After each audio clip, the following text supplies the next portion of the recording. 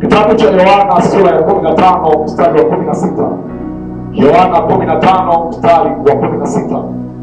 Biblia imeandikwa, si ninyi mlionichagua mimi, bali ni mimi niliyewachagua ninyi, nami nikawaweka wende mkazae matunda, na matunda yenu yapate kukaa, ili kwamba lolote muombalo Baba kwa jina langu awapeni. Hilo ni neno ambalo nimeanza nalo kama neno la ufunguzi au kama neno la msingi. Kwa nini nimeanza na hili neno? Kila wito alionao mwanadamu, kila wito alionao mtu, ameitwa na Bwana, ameitwa na Mungu, hajaitwa na mtu. Hata wewe kwenye huduma ambayo unayo, hakuna mwanadamu aliyeweza kukuita. Aliyekuita ni Mungu aliye hai. Na ndio maana nasema ya kwamba sio ninyi mlionichagua, lakini ni mimi niliyewachagua ninyi, ili muweze kunizalia matunda, na matunda mtakayonizalia yapate kukaa. Maana yake umeitwa na Bwana ili uweze kumzalia Bwana matunda. Kila huduma aliyopewa mwanadamu ni kwa ajili ya kuweza kumzalia Bwana matunda.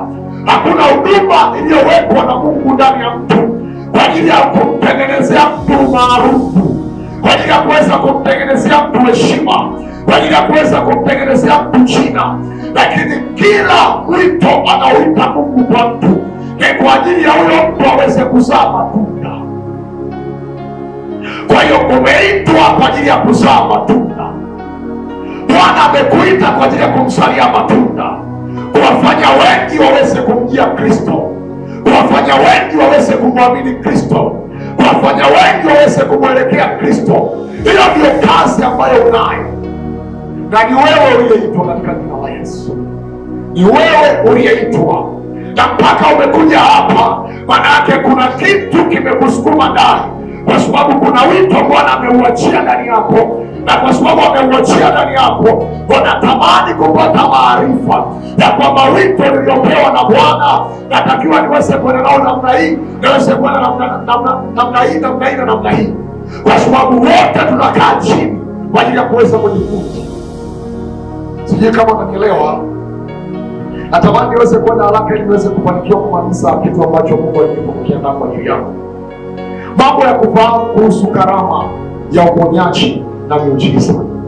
Mambo ya kufahamu kuhusu karama ya uponyaji na miujiza. Lakini ukiandika karama za uponyaji na miujiza, hiyo ndio utakaa vizuri sana. Mambo ya kufahamu. Mambo ya kufahamu. Mambo hayo ukiyafahamu yatakusaidia sana. Wakorintho wa kwanza 12 mstari wa 4 mpaka wa 10. Sitafanikiwa kusoma mistari yote. Wakorintho wa kwanza 12 mstari wa 4 mpaka wa 10. Jambo la kwanza la kufahamu, Mungu hana kanuni moja ya kufanya kazi. Mungu hana kanuni moja ya kufanya kazi. God has no one formula in working. Mungu hana kanuni moja ya kufanya kazi. Katika hiyo Wakorintho anasema hivi, kuanzia mstari wa 4, basi pana tofauti za karama, bali Roho ni yeye yule. Tena pana tofauti za huduma, na Bwana ni yeye yule. Kisha pana tofauti za kutenda kazi, na Bwana ni yeye yule.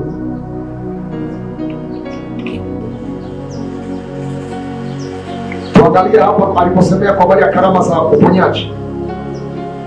Mstari wa 9 anasema, mwingine imani katika Roho yule yule, na mwingine karama za kuponya katika Roho yule mmoja, na mwingine matendo ya miujiza. Jambo la kwanza la kujua ni kwamba Mungu hana kanuni moja ya kutenda kazi. Kwenye ufahamu wako liweke hili jambo ya kwamba Bwana hana namna moja ya kuweza kutenda kazi.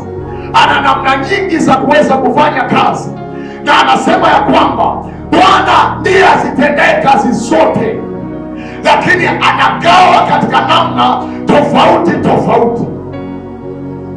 Alipoingia kwenye karama za uponyaji, asemi kwa habari ya karama ya uponyaji, anasema kwa habari ya karama za uponyaji. Ndake vizuri hapo. Anaposema karama za uponyaji, anamaanisha kuna karama za uponyaji zaidi ya moja. Sio kama mtu ananielewa? Kuna karama za uponyaji zaidi ya moja. Amesema kuna karama ya uponyaji, amesema kuna karama za uponyaji, maana yake kuna karama zaidi ya moja. Na utanielewa vizuri. Kuna watu ukiwaangalia kwenye huduma zao wana karama ya uponyaji, lakini karama yao yenyewe ni specifically kwenye mambo fulani. Inamaanisha nini? Kuna mtu kwenye karama yake ya uponyaji, kuna magonjwa fulani akiwa nayo, yani ni rahisi kutoka sana kuliko magonjwa mengine.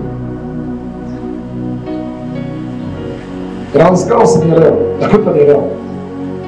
Kuna magonjwa, yani hata mgonjwa aletwe ni mgonjwa wa aina gani, huyu mtu yeye akiweka tu mkono au akitamka neno, mgonjwa lazima apone. Wengine wamepewa neema, karama ya kuponya magonjwa tata, magonjwa kama magonjwa ya HIV, magonjwa kama magonjwa ya Ebola, magonjwa ya kisukari, kwa sababu kuponya ni kurudisha afya. Kwa hiyo ana neema ya kurudisha afya kwenye maeneo fulani, ana neema ya kurudisha afya kwenye maeneo fulani. Wengine wana neema ya kufungua viziwi, wengine wana neema ya kuinua vilema, wengine wana neema ya kufanya vipofu waone. Upako unapokushukia, kuna eneo moja utakuwa bora kuliko wengine. Na hii ni kwa nini? Kwa sababu Bwana amefanya hivi ili tuweze kutegemeana, ili tuweze kutegemeana. Wote wakipewa sawa, kinachokuja kutokea ni mashindano. Hakuna atakayeheshimu upako wa mwenzake. Kwa hiyo Bwana amegawanya, Bwana ameweka. Asa moja ya jambo ambalo ni muhimu uweze kulijua ni je, mimi kwenye karama za uponyaji ni eneo gani ambalo lina nguvu sana?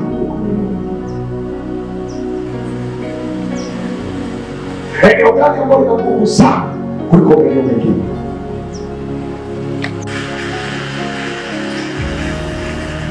Wakorintho wa kwanza 15:3. Wakorintho wa kwanza 15:3. Utasoma kwa wakati wako. Okay, nataka nianze kuelezea. Kuna watu ambao tumeona ya kwamba baadhi ya magonjwa, baadhi ya changamoto, baadhi ya matatizo, baadhi ya vitu tunavyokutana navyo ni ngumu kuweza kupona, ni ngumu watu kuweza kufunguliwa, ni ngumu watu kuweza kuwa wazima. Sasa nataka nikurudishe kwenye maandiko. Anasema kwa kupigwa kwake tumepona. Alafu anasema kutokana na kifo cha Yesu tumesamehewa dhambi. Kati ya dhambi na kati ya magonjwa, which is the critical condition. Ipi ni hali ambayo ilikuwa ni ngumu kuliko hali nyingine? Sasa kuna watu ambao wamekuja kuonyesha ya kwamba dhambi ni rahisi kusamehewa kuliko magonjwa kupona. Wakitaka kujua kwamba magonjwa ni kitu kidogo sana mbele ya Bwana, alipigwa tu,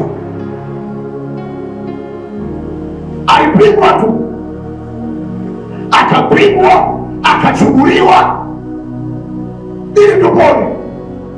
Lakini kitendo cha kufa na kufufuka alikuwa anashughulika na nao. Kitendo cha kukata roho alafu aende kuzimu anyang'anye ufunguo wa mauti alafu afufuke, alikuwa anashughulikia nao. Ndiyo maana aliponya hata kabla hajafa msalabani. Aliwatuma wanafunzi kuponya.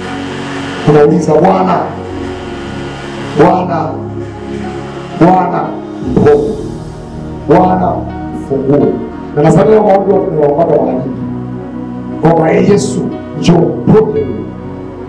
Yesu alisema hivi, ninawaagiza muende, mtakapokwenda wekeni mikono juu yao watapata afya. Kwa unatakiwa uambie ugonjwa na kuagiza toka ndani ya huyu. Sema na pepo na kuagiza toka ndani ya huyu. Sema na ile tatizo na kuagiza, kwa sababu tayari umepewa uwezo. Na watu wengine hapa tayari mnao uwezo ndani, ila hamjui kama mnao. Ndipo wanakuambia uwezo umeshapewa na Bwana. Ndipo kukuambia uwezo umeshapewa na Bwana. Kwa natamani sana Mungu mwandike majina. Hebu angalia hapo pekee ni mfuko wa nje, hata simu ya mama nimepata, utaandika namba yako ya WhatsApp.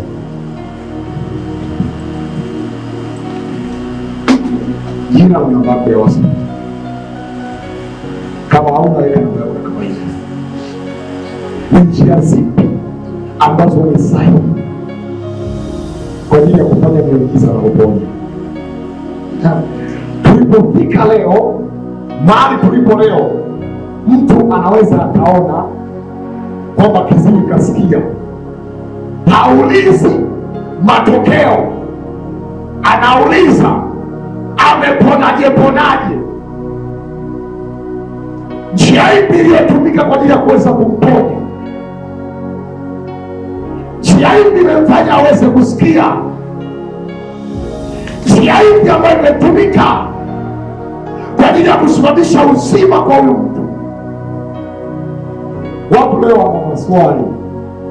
Njia ipi ni sahihi ya kuweza kumwombea mtu?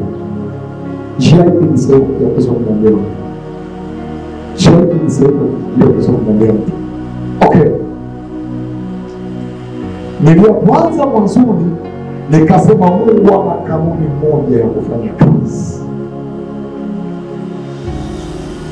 Naunganisha hapa, Mungu ana kanuni moja ya kufanya uponyaji na miujiza.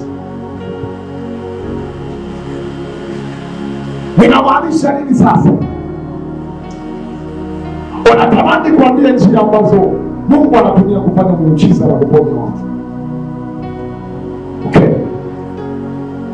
kuna njia nyingi sana utakayodaka, ila vitabu vifungu zote zinaudhibitishwa kivipi. Lakini sasa vifungu tunaviona huko. Nilikuwa nakipitia kitabu cha Luka kuangalia njia alizotumia Yesu, nikapitia tena vitabu vingine tu vya njia alizotumia Yesu, nikama angalia pale. Njia ya kwanza, alipokuwa anataka kutoa pepo, Yesu alimkemea pepo. Alimkemea pepo na yule pepo akamwangusha yule mgonjwa chini. Ukitaka kutoa pepo, unaikemea. Hiyo ni njia ya kwanza. Pepo hatuiombi.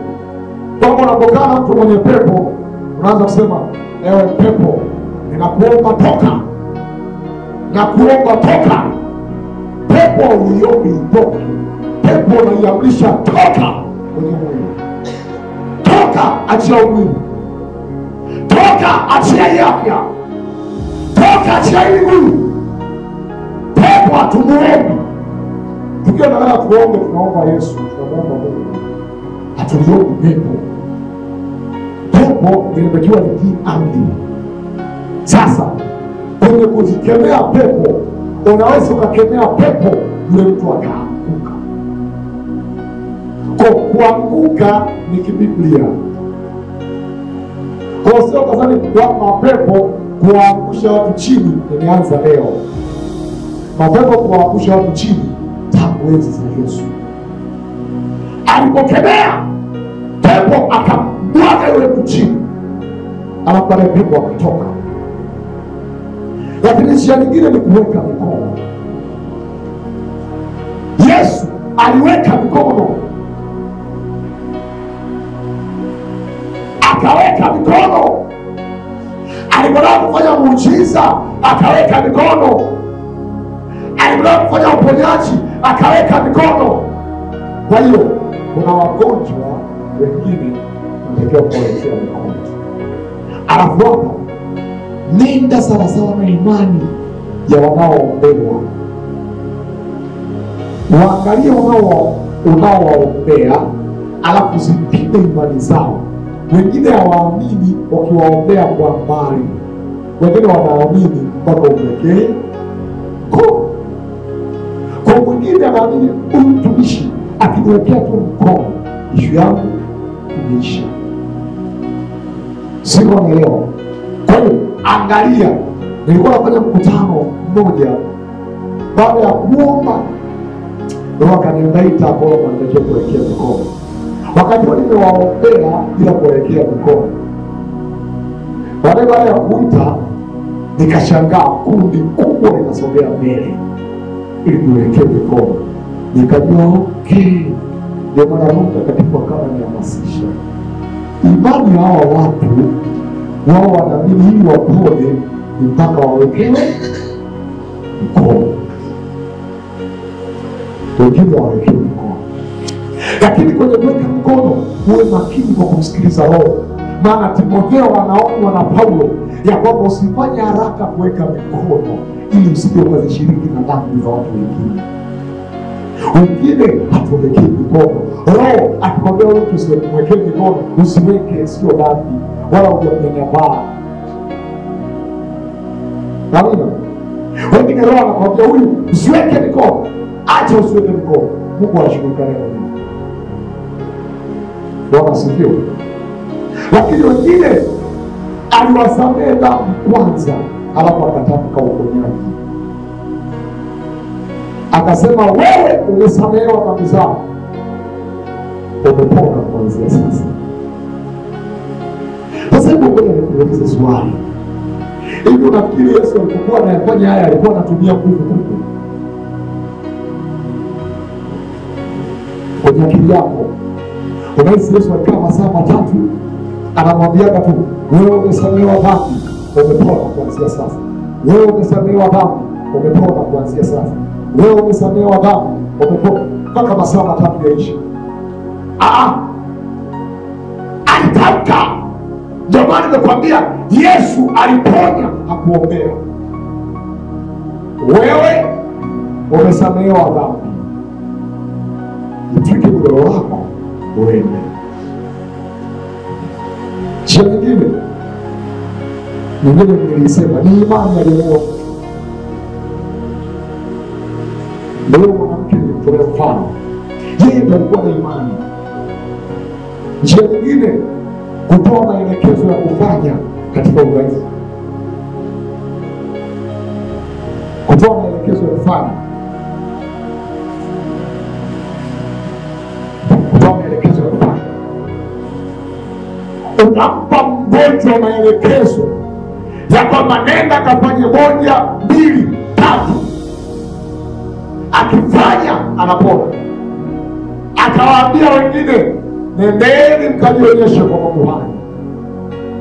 Alafu ni wenye ukoma kwa Torati ya Musa hawaruhusiwi kuonekana mtaani. Yesu anawafanya wavunje Torati, anawafanya wavunje Torati. Ni sawa na wewe uingie msikitini useme kwa jina la Yesu, uko ndani ya msikiti, kwa jina la Yesu, watakuaje? Kafili wewe unatafutwa. Ndio vile ameruhusiwa kuchangamana na watu kwa sababu ninyi mna ukoma. Kwa hiyo Yesu akawapa maelekezo, kafanye hivi.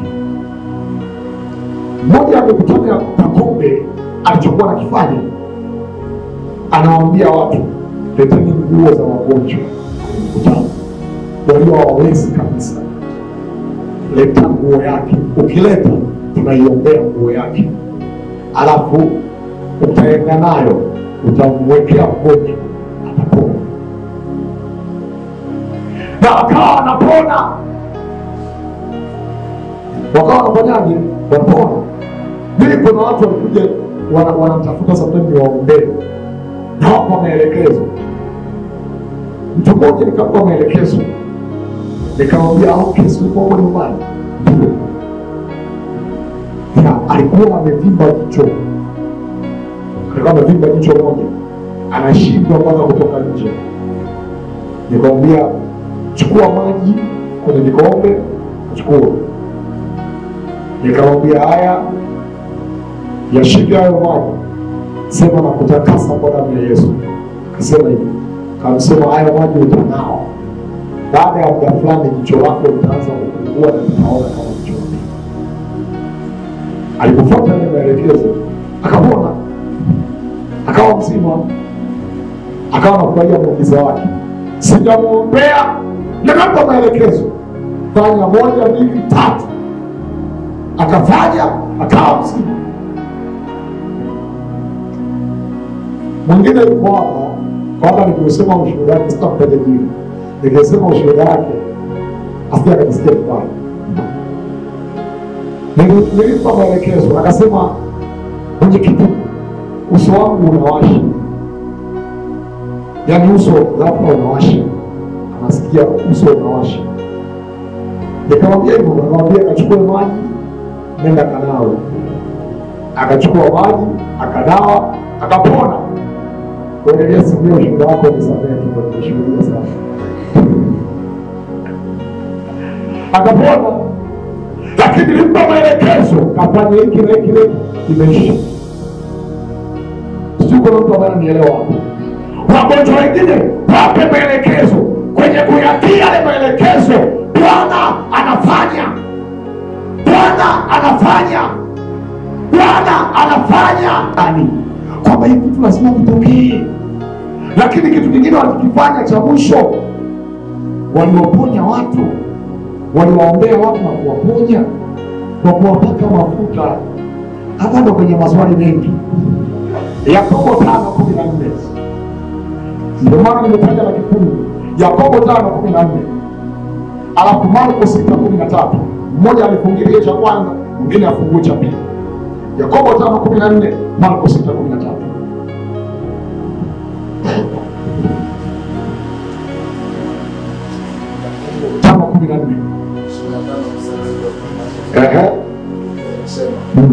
Mtu wa kwenu amekuwa hawezi. Mtu wa kwenu amekuwa hawezi.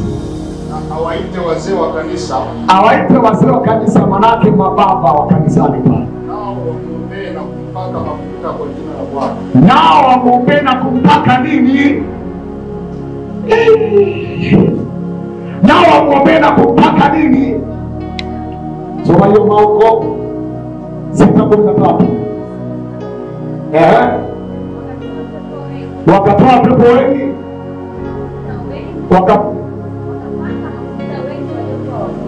wakawapaka mafuta wengi waliokuwa wagonjwa. Hao ni wanafunzi wa Bwana wetu ni Yesu Kristo. Walifanyaje? Waliopaka mafuta. Nani ambaye mwingine hapa nikiamua nije na mafuta nikampaka mgonjwa atakayeniamini?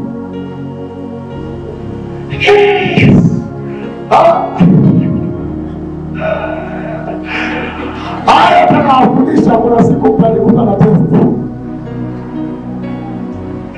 wakati ambao wanaamini ya kwamba siku hiyo nimekuja na mafuta, wala hata sio mafuta mzeituni, sijui atoe wapi. Nakuja na mafuta, nimenunua mafuta ya jeli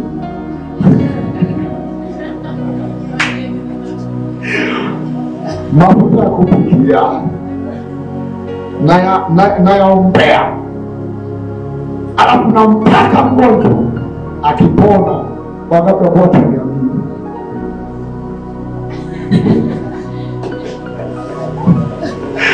sasa, nisikilizeni, hapa ndipo ambapo tumemwekea Mungu mpaka. Hapa ndipo tumemwekea Mungu mpaka, kwa sababu kuna wauni fulani wamejiingiza kwenye eneo la kitumishi, wanayatumia mafuta. Basi tumeyakataa mafuta kuanzia Agano Jipya pamoja na Agano la Kale. Agano la Kale mafuta yalikuwa mfiko. Agano Jipya mafuta yanatumika, lakini sio kama njia moja ya uponyaji. Leo. Kwa hiyo kutumia kila mgonjwa mafuta ili apone, hatuwezi kujenga msingi wa imani hapo. Msingi wa imani tunajenga katika Kristo Yesu. Mafuta ni njia mojawapo ya kusababisha uponyaji kwenye miili ya watu.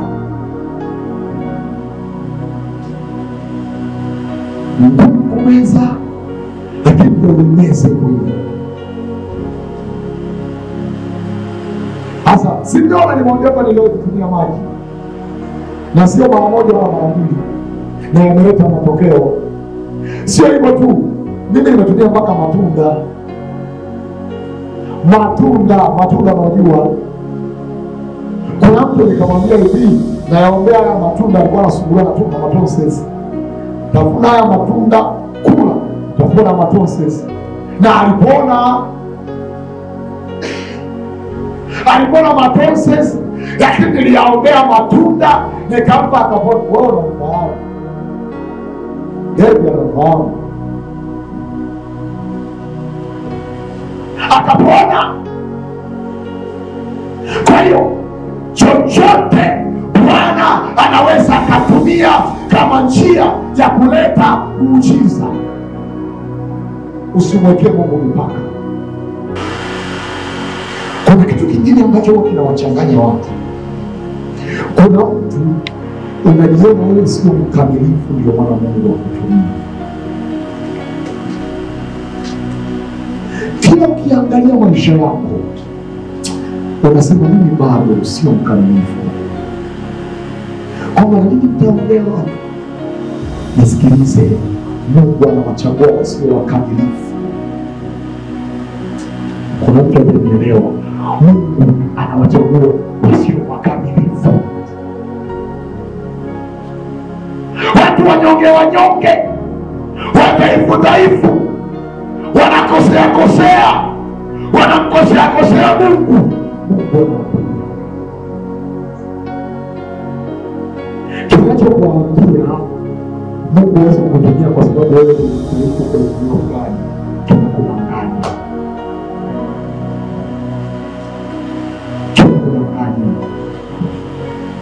Mungu ameniona pamoja na kwamba nimeombea watu, ninasema shuhuda, kuna wakati nakosea mbele za Mungu. Kuna wakati najiona kabisa dhaifu. lakini ni mtu wa kutubu. Sio kama unaelewa, ni mtu wa kutubu. Hapo mtu mmoja sana anasema kumbe Chea anakosea, mimi simwamini tena Chea. Alafu ukitaka kulala unasoma kitabu cha Zaburi, Daudi aliyezini na mke wa Uria na akamuua Uria, ndio unamtumia reference. Na mimi wako kuzini na utaki kuniamini, alafu umwamini aliyewahi kuzini.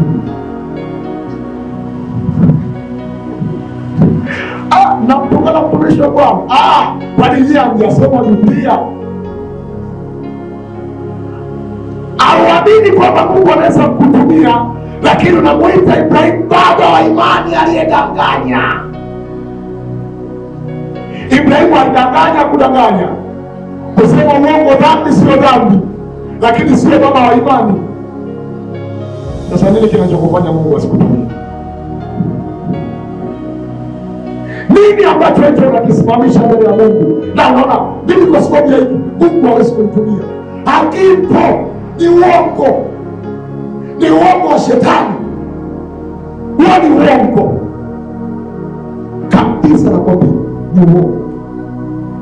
Yaani huo ni uongo kabisa. Alafu msitoshe ni wapi? Hapa anasema na wahudumu, sikilizeni hapo. Naamini ukishapata upako ndio kila kitu kimeisha. Hautaamini siku hiyo umetoka kuombea watu, baada ya kutoka madhabahuni unasikia mwili unawaka tena. Haya, unasema vitu gani? Ndio unasema sasa umetoka madhabahuni, kutoka mwili unawaka tena. Kuna siku wewe dada unaenda kuombea mkaka, kitendo cha kumshika mtu ili umuombee, ghafla mawazo fulani yanakuja kwenye akili yako. Wewe mkaka, siku umeweka mkono kwa mdada umuombee, pepo inajirusharusha, alafu bahati mbaya kabaki nguo kimefika huku. Kwa hiyo nguo ikijirusha tu mapaja yanaonekana, na ukiona kama mapaja matatizo. Unasema kweli tabia Mungu ataletumia kweli? Kuna watu mnanielewa, sinasema na mioyo yenu. Je, mnanielewa? Yaani hata kama mnakaza kama mnanielewa. Mnanielewa? Wengine ni wakuta. Yaani kuna wakati unaenda kuombea mtu, unaweka mkono kwenye suruali hivi, unanyanyua hivi ili wasione nini kinaendelea huko chini. Na umeenda kuombea mgonjwa wa kike, kama naongea vitu vigumu, lakini yaliyowakuta mnajua. Acha, mbona kama wahusiani, na kuonyesha udhaifu wako. Hauna sababu kufanya Mungu asikutumie. Hauna sababu ya kufanya Mungu asikutumie. Wewe ulionao, kwa toba ulionayo, kwa maombi ya kuungama ulionayo, kwa maombi ya kumtaka Bwana ulionayo, watu watakuwa wanapona, kwa sababu tunaendelea kujifunza ili tuwe wakamilifu. Hatui wakamilifu ili tusaidie watu, tunasaidia watu ndio bado sio wakamilifu, alafu tunaendelea kujifunza ili tuwe wakamilifu. Wote wanielewa Tunaendelea kujifunza ili tuwe wakamilifu. Tuwe wakamilifu. Kuna mtu anaelewa Chea anaongea vitu vizito. Utasoma Waefeso 4:11 mpaka 14. Waefeso 4:11 na 14. Anasema hizi huduma zote zimewekwa ili kuweza kutufanya tuwe wakamilifu, ili tuweze kufikia kimo, urefu na mapana ya kumjua Kristo, ili tusifutwe na upepo wa kila namna wa elimu inayokuja, tusifutwe. Kumbe huduma zote zipo zinatufanya tuwe wakamilifu. Ndio maana mwinjilisti namtegemea mwalimu, namtegemea nabii, namtegemea mtume, ili na mimi niendelee kukamilishwa. Sio kwamba ukiniona mimi naombea watu ndio nimekamilika. Uongo. Nakwambia hivi, uongo. Yaani wewe umejiaminisha rohoni mwako kwamba shuhuda zote nilizosema hapa nimefanya mimi nikiwa mkamilifu. Uongo. Wewe shetani anakudanganya hivi Yesu asikutumie. Hivyo hivyo. Yaani hivyo hivyo. Yesu anaweza kukutumia. Kwani Musa hakugonga mwamba mara mbili nje ya maelekezo aliyopewa na Mungu? Alitenda dhambi ya kupinga. Unaelewa unaongea vitu gani? Petro alimkana Yesu mara ngapi? Na amemwona Yesu jicho kwa jicho, amekula na Yesu misusi, anajua Yesu alikuwa analalaje. Wewe kama Yesu alikuwa anakoroma au koroma, mwenzako anajua kwamba Yesu akilala kuna siku anapiga mafua yakiwa yamemshika. Sijui kama unaelewa. Petro akawa anaulizwa, mbona wewe kuongea kwako kama Yesu? Akasema hapana Bwana. Kama akajisahau, akasimama akaanza kutembea. Mbona hata kutembea kama Yesu? Si mtu alitenda dhambi ya kutenda. Lakini Petro mbona ndio kuvurugia kikaja kuinua. Lakini sio kwa mlaifu. Kuna makosa alifanya.